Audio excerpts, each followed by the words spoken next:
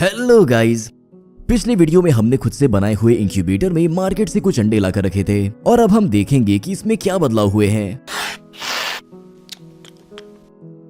हम 17 दिनों तक इन्हें ठीक से पलटते भी रहे और टेम्परेचर भी कंट्रोल करते रहे। तीसरे दिन हमने एक छोटी टॉर्च से ये देखा कि क्या अंडे में कोई जीवन है। कुछ अंडों में कुछ भी नजर नहीं आया। इसका मतलब कि उनमें कोई जीवन नहीं था और इनसे कुछ भी नहीं मिलेगा। लेकिन इनमें से कुछ ऐसे भी थे जिनके अंदर कुछ दिखाई दिया।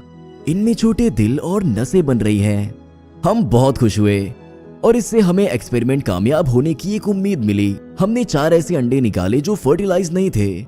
5वें दिन हमने फिर से कुछ अंडों को टॉर्च से देखा और हमें ऐसा दिखाई दिया। हम इसके अंदर किसी जीव की हलचल साफ देख सकते हैं। ये वैसा नहीं लग रहा जैसा हमने सोचा था। कुछ अलग ही हलचल होने पर हमें थोड़ा अजीब सा लगा। कुछ सेकंड्स के लिए हमें लगा कि सच में ये बटेर के अंडे ही हैं या किसी और चीज के। हमें डर लगने लगा कि कहीं उनमें से कुछ और ना निकल आए। तो 17 दिनों के बाद अंडा हिलना शुरू हो गया और हम समझ गए कि अब उनका अंडे से बाहर आने का वक्त है। इससे बाहर निकलने के लिए बच्चे को अंडे के छिलके को तोड़ना होगा। अपनी छोटी चोंच की मदद से चूजे छिलके को अंदर से तोड़ते हैं। ये देखना दिलचस्प है कि उन्हें अंदर से भी पता है कि छिलके को कहां पर तोड़ना है और अंडे के चारों तरफ एक लाइन बनाना है। अब हमें बस बैठकर देखना है।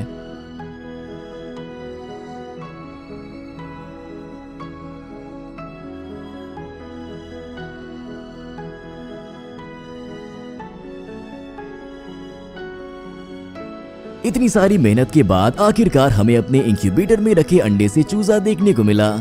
अभी ये थोड़ा गीला और बदसूरत लग रहा है, लेकिन जब ये सूख जाएगा तो आपको जरूर अच्छा लगेगा। अभी ये बहुत कमजोर भी लग रहा है, लेकिन नए माहौल में खुद को ढालने के लिए इसे थोड़ा वक्त लगेगा। कुछ मिनटों में ही वो खुद ही अपने पैरों पर खड़े होने की कोशिश करने लगा।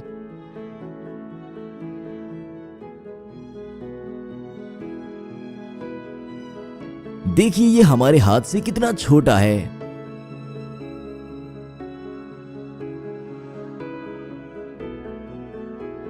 हमने इसे एक डिब्बे में रखा जहां ये कुछ दिन रहेगा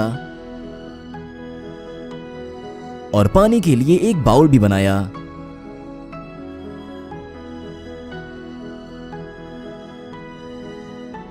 लेकिन कुछ वक्त के बाद वो सभी पैदा हो गए।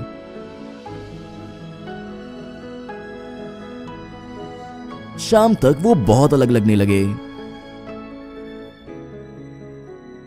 आखिरकार हमारा एक्सपेरिमेंट काफी ज्यादा कामयाब रहा।